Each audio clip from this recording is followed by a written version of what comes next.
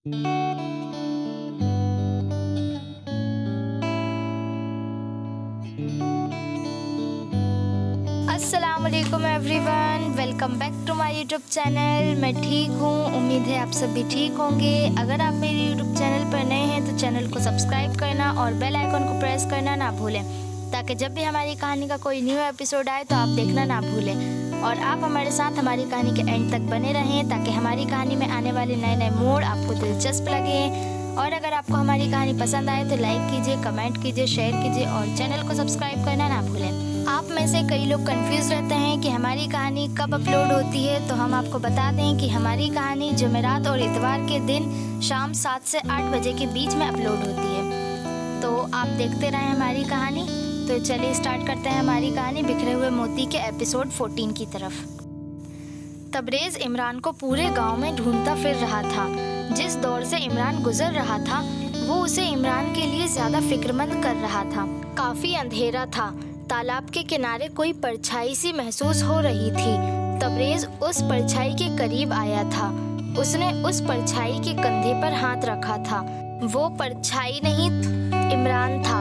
तबरेज़, तुम यहाँ इस वक्त? यही सवाल मुझे तुझसे पूछना चाहिए कि तू इस वक्त यहाँ क्या कर रहा है? तबरेज़ ने बैठते हुए कहा था। बस यूं ही, इतनी भीड़ भाड़ में कुछ दिल सा घबरा रहा था, इसीलिए मैं यहाँ आ गया। अगर तेरा दिल घबरा रहा था तो तू मुझे कहता, तेरा दिल बहलाने के लिए बंदा हाजिर है। तबरेज़ हंसते हुए कह रहा था। अरे यार, हम तुम्हें हंसाने की कोशिश कर रहे हैं और तुम्हें कोई फर्क ही नहीं पड़ा। हंसना यार मेरी खातिर, तबरेज़ बड़े संजीदा लहजे में कह रहा था। चलना यार, चलते हैं, तबरेज़ ने फिर बात छेड़ी थी। नहीं तबरेज़, मुझे अभी वहाँ जाने के लिए मत कहना, मैं खुशबू का सामना नहीं कर पाऊंगा।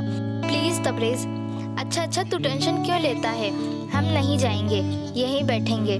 तबरेज़ उसके दिल का हाल समझ रहा था, इसलिए उसने इमरान को चलने के लिए ज़्यादा फोर्स नहीं किया था। काफ़ी रात हो चुकी थी, विदाई का वक्त भी नज़दीक आ रहा था। खुशबू बहुत उदास लग रही थी। सब समझ रहे थे कि ये शादी की वजह से है, लेकिन बात कुछ और थी।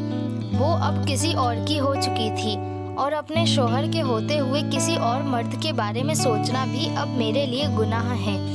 ज़ुबी प्लीज़ मुझसे नाराज़ मत हुआ करो, मुझे बहुत तकलीफ़ होती है। प्लीज़ ज़ुबी मान जाओ, मैं तुमसे कभी अकेले घूमने चलने को नहीं कहूँगा। जावेद ज़ुबी को मना रहा था, क्योंकि वो चाहता था कि वो दोनों कहीं एक साथ घूमने जाते, लेकिन ज़ुबी अब बिल्कुल बदल चुकी थी, इसीलिए वो जावेद की बात सुनकर नाराज़ हो गई थी।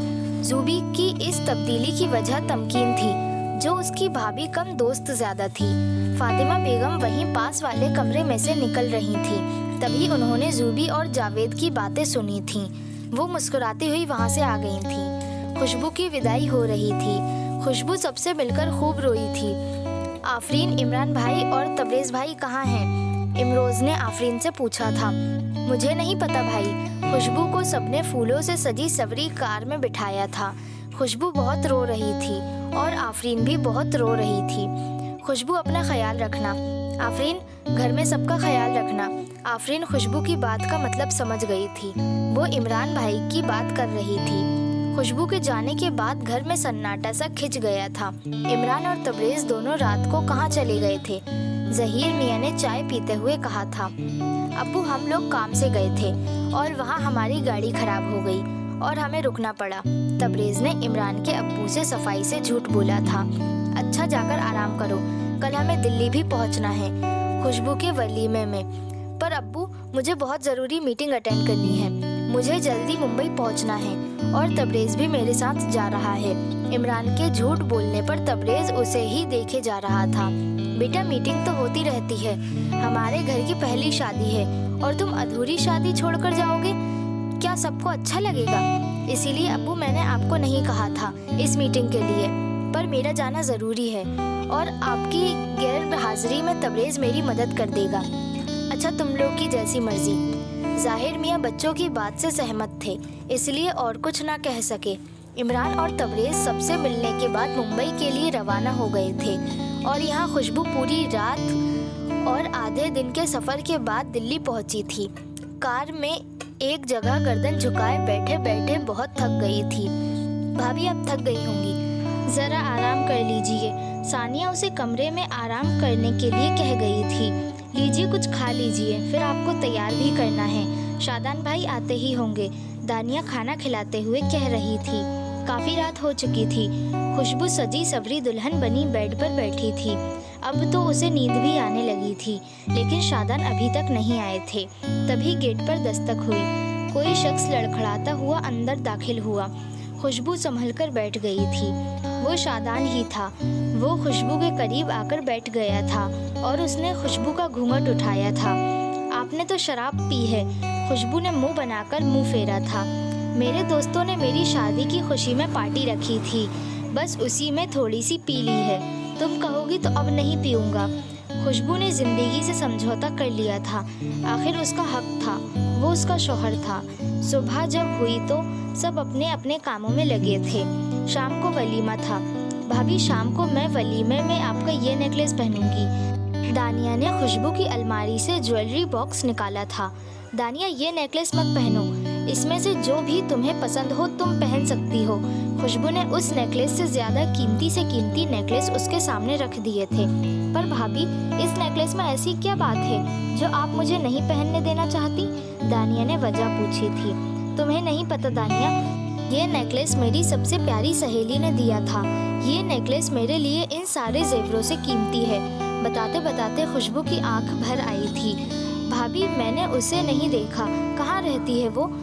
अब पता नहीं दानिया, हम दोनों दोस्त बिछड़ गए हैं। पता नहीं अब वो कहाँ होगी। खुशबू ने इमरान को अपनी सहेली बताया था। भाभी, लगता है आप दोनों में बहुत प्यार था। पर इफ़ यू डोंट माइंड, मैं ये पहन लेती हूँ। ये तो उससे भी कई ज़्यादा कीमती है। दानिया ने डायमंड का बहुत कीमती नेकलेस उठाया था। सब वलीमे में आ चुके थे और वलीमे के बाद अपने साथ खुशबू को गांव ले आए थे। सब मुंबई आ चुके थे, लेकिन खुशबू गांव में ही थी। उसे शादान लेने आने वाला था, लेकिन 15 दिन के बाद खुशबू मुंबई आने वाली थी, क्योंकि उसके फर्स्ट ईयर के एग्ज़ाम शुरू होने वाले थे। शादान खुशबू को दिल्ली ले गया था और यहाँ इमरान ने अपने आप को पूरी तरह काम में लगा लिया था। खुशबू यहाँ हर वक्त अपने आप को घर के कामों में लगाए रहती थी और करती भी क्या।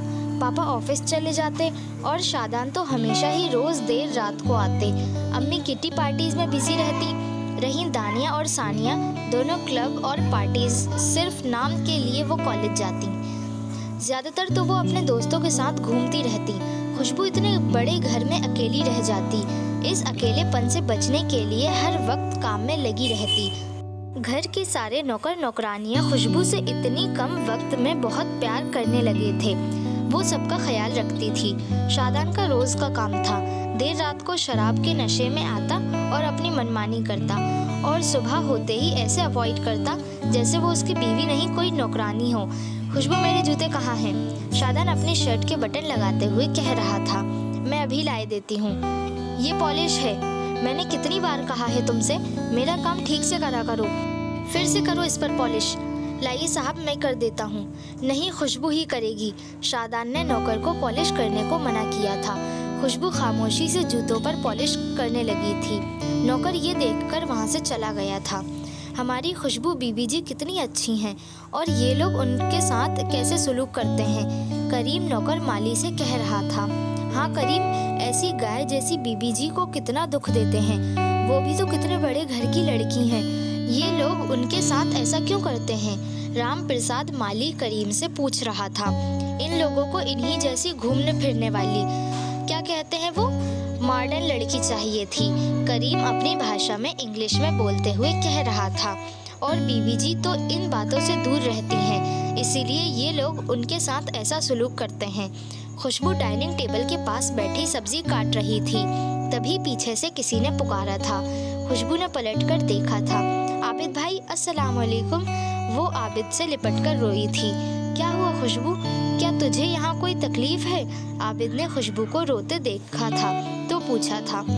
नहीं भाई, मैं तो बहुत खुश हूँ। सब लोग बहुत अच्छे हैं। वो तो आपको इतने दिन बाद देखा ना, इसीलिए आंसू निकल आए। खुशबू ने बहाना बनाया था। धत पगली कहीं की, मैं तो घबरा ही गया था। आबिद ने धीरे से उसके सर पर हाथ मारा था। घर में क्या कोई नहीं है? आबिद ने चारों तरफ देखते हुए पूछा था। पापा और शादान ऑफिस गए हैं और अम्मी उनकी बहन के यहाँ गई हैं और दानिया और सानिया कॉलेज गई हैं। पर भाई आप तो बैठिए, क्या सब खड़े खड़े ही पूछ लेंगे?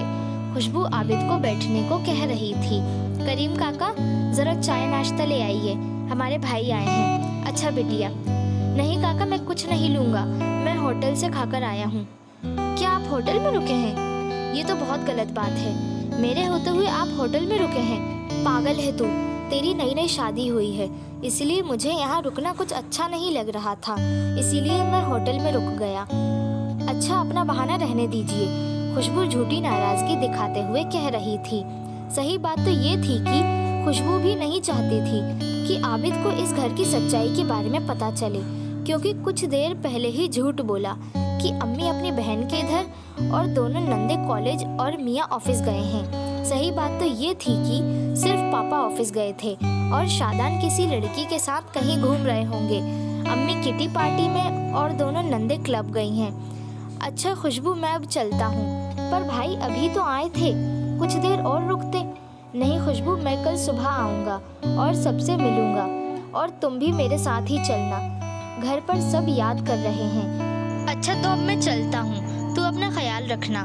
सुबह सब नाश्ता कर रहे थे, अम्मी कल आबिद भाई आए थे, वो कह रहे थे कि सुबह आएंगे। खुशबू सबको नाश्ता सर्व करती हुई कह रही थी, तभी आबिद भी आ गया था। आइए भाई आप भी नाश्ता कर लीजिए। हाँ बेटा नाश्ता कर लो। नहीं अंकल मैं नाश्ता करके आया हूँ। शादान खामोशी से बैठा नाश्ता कर रहा था। नाश्ते के बाद आबिद ने शादान से हाथ मिलाया था। हाय शादान कैसे हो? हाय मैं तो ठीक हूँ। क्या हुआ है मुझे? ठीक हूँ। अरे खुशबू मैं तुम्हें एक बात बताना तो भूल ही गया, मैं कल जल्दी चला गया था क्योंकि मैंने यहाँ नौकरी के लिए ट्राई किया था, मुझे जॉब मिल गई है। सच भाई? खुशबू ये सुनकर बहुत खुश हुई थी। हाय आबिद कब आए तुम? सानिया सोकर उठ के आई थी, तभी आबिद को देखते ही हाय कहा था। हाय पर सानिया अब तो 11 बज रहे हैं, तुम इतनी देर तक सोती हो? मैं तो देर तक ही सोती हूँ, नहीं तो ऐसा लगता है जैसे बीमार हो गई हूँ। अपनी अपनी लाइफ है। आबिद उसकी इस तरह की बात सुनकर खामोश था। अंकल जी और आंटी जी अगर आप लोग कहें तो मैं खुशबू को अपने साथ ले जाऊं, क्योंकि 2 दिन बाद से खुशबू के एग्ज़ाम शुरू होने वाले हैं और मैं चाहता हूं कि ये सर्विस जॉब करने से पहले मैं खुशबू को मुंबई छोड़ आऊं। पर आबिद सर्विस क्यों करना चाहते हो? तुम लोगों के पास तो इतनी दौलत है कि 7 पुश्ते बैठकर खाएं तो भी ख़त्म ना हो। इसके लिए तुम्हारे अब्बू ने दिन रात मेहनत की है और अपनी जायदाद में इजाफा किया है। अब तुम इतनी मेहनत क्यों कर रहे हो अपने घर का कारोबार छोड़कर? अंकल आप ठीक कह रहे हैं, लेकिन मैं कुछ अलग करना चाहता हूँ। ऐसा नहीं है कि मैं हमेशा सर्विस ही करूँगा, जब दिल चाहेगा वापस भी लौट सकता हूँ अपनों के पास। मैं अपनों से दूर नहीं रह सकता, वो तो मैं अपनी जिद पूरी करने की वजह से आया हूँ। अच्छा तो मैं अब ऑफिस चलता हूँ, घर पर सबसे हमारा सलाम कहना। जी। शादान के अब्बू ने कुर्सी से उठते हुए आबिद से कहा था। खुशबू शादान कहाँ गए? सलाम दुआ के बाद तो नज़र ही नहीं आए। भाई उनको ऑफिस में कोई ज़रूरी मीटिंग अटेंड करनी थी, इसलिए उन्हें जल्दी जाना पड़ा। खुशबू ने झूठ बोला था। अजीब घर है, घर में क्या कोई नहीं रहता? तुम्हारी सास भी चली गई, क्या ये लोग ज़्यादातर घर में नहीं रहते? नहीं भाई सब घर में ही रहते हैं और खूब चहल पहल रहती है, मुझे भी सब बहुत चाहते हैं। आप तो यूं ही फिक्र कर रहे हैं, खुशबू ने लगेज में कपड़े रखते हुए कहा था। मुझे ऐसा क्यों लगता है कि तुम जो कुछ इन लोगों के बारे में कह रही हो सब झूठ है। नहीं भाई न जाने आपको ऐसा क्यों लग रहा है, बस अब आप पूछना बंद कीजिए और चलिए, नहीं तो हमारी फ्लाइट मिस हो जाएगी। खुशबू ने बात काटते हुए कहा था। खुशबू आ चुकी थी, सब बहुत खुश थे। पता नहीं ये लड़का ऑफिस में इतनी रात तक क्या करता रहता है। फरीदा इमरान की फिक्र में जहीर मियाँ से कह रही थी। अरे फिक्र क्यों करती हो, आ जाएगा, सो जाओ। रात का 1 बज रहा है, बेटा घर नहीं आया और आप कह रहे हैं मैं आराम से सो जाऊं। तभी फ़ोन की घंटी बजी थी। इमरान कहाँ हो, घर क्यों नहीं आया अभी तक? अम्मी मैं आ ही रहा हूँ, आप सो जाइए, मैंने खाना खा लिया है, बस मैं ऑफिस से निकल ही रहा हूँ। फरीदा बेगम को कुछ तसल्ली हुई थी। सर में दर्द हो रहा था तो नींद नहीं आ रही थी, तभी नीचे आई थी। टैबलेट ड्रॉज में ढूंढ रही थी। कौन है अंधेरे में वहाँ? एकदम इमरान ने लाइट ऑन की थी। खुशबू तुम? आपने हमारी कहानी यहाँ तक सुनी। आपको हमारी कहानी में आने वाला नया मोड़ कैसा लगा हमें कमेंट करके ज़रूर बताएं। अगर दिलचस्प लगा हो तो लाइक कीजिए, कमेंट कीजिए, शेयर कीजिए और चैनल को सब्सक्राइब करना ना भूलें। तो चलिए मिलते हैं हमारी कहानी के नेक्स्ट एपिसोड में। तब तक के लिए खुदा हाफिज़ and thank you for watching.